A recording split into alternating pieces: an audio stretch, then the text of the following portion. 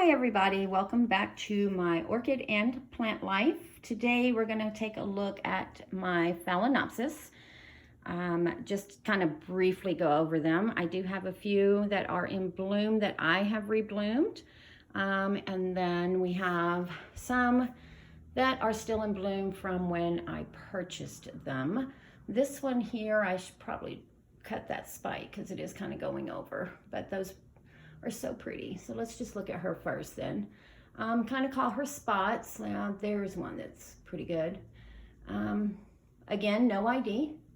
And we've got this yellow one that is a rebloom for me as well. The flowers are about as big as they were when I purchased her about 6 months ago maybe. But I just love that magenta up against that yellow. I just think it's so pretty. And then that is her pot right here.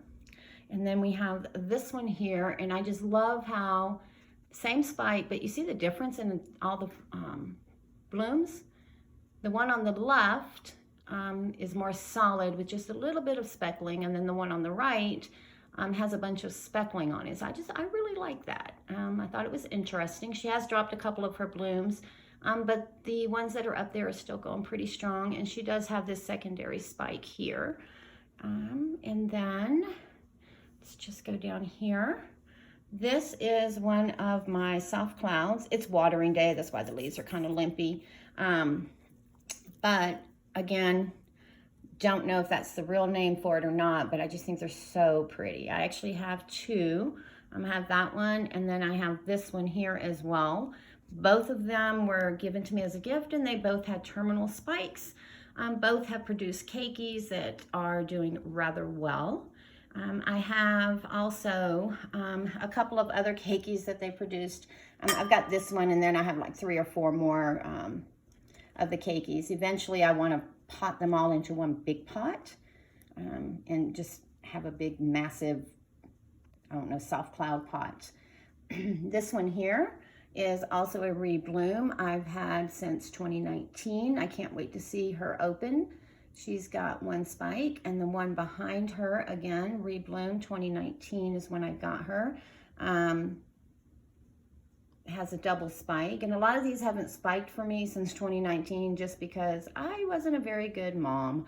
I overwatered them, I kept changing their light, I wasn't fertilizing consistently, but since I've gotten on a regimen of fertilizing, and I fertilize every other feed, and I fertilize with the MSU, I do a week feed.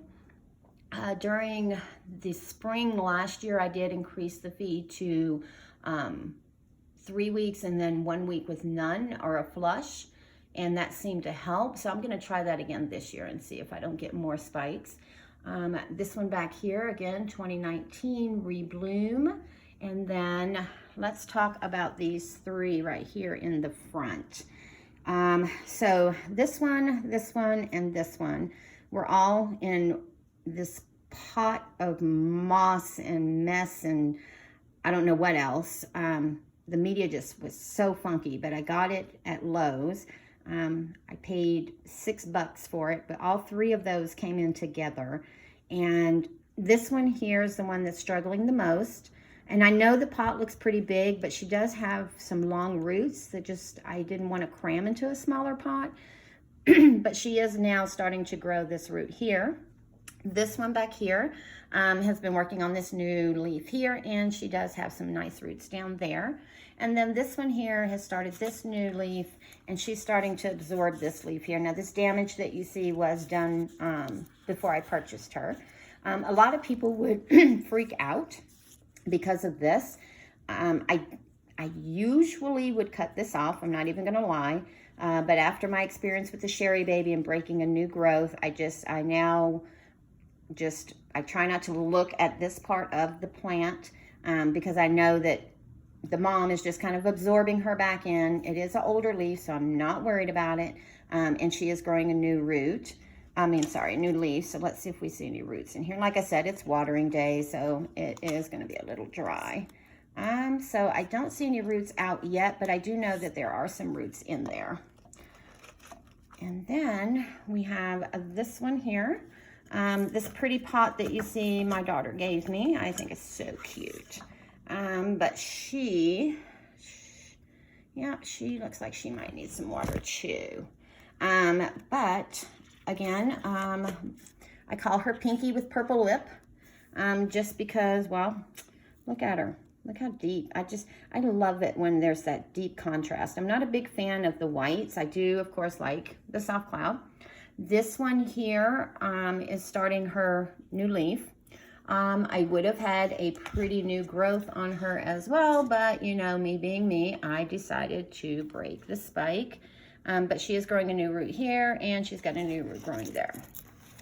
This one here and these two right here are both recovering. This one here had no roots when I put her in there, so I spritz her every day. She's got one little root that's growing, but I don't want to disturb her. This one here, again, has a couple of roots where you see the moss in the middle. I put that there because that's where her two roots are, and I water it every 2 or 3 days when the moss is completely dry, and that's just to kind of keep that moisture in there a lot longer.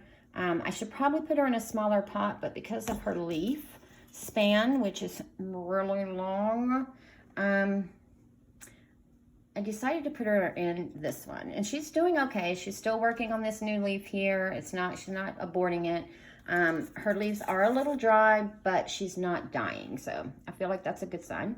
The one behind her is just your typical white Phalaenopsis that you get in the grocery store, and she is growing new roots now.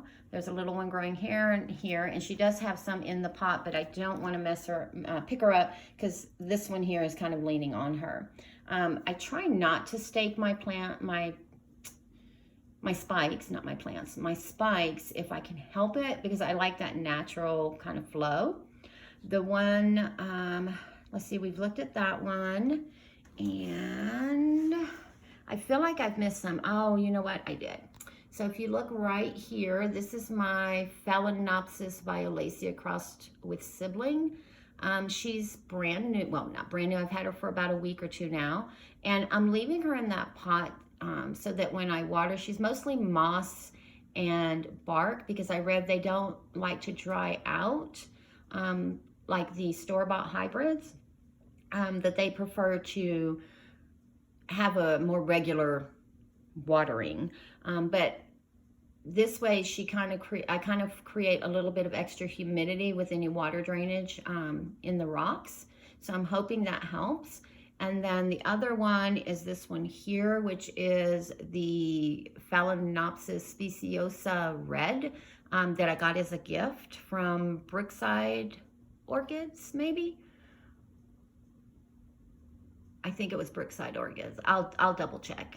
But there's also rocks at the bottom of this one so that, again, I can kind of keep them moist longer than I do my store-bought phals. So if you enjoyed this video, please let me know, like and subscribe, share. Let me know if you have any advice on how to recover the ones that are struggling. If you have any ideas, that would be so appreciated. I know the moss thing, but in my environment, the moss dries out way too quick and it gets crunchy. So I try to put the moss in between bark for that reason. I grow in Colorado and the air here is really dry.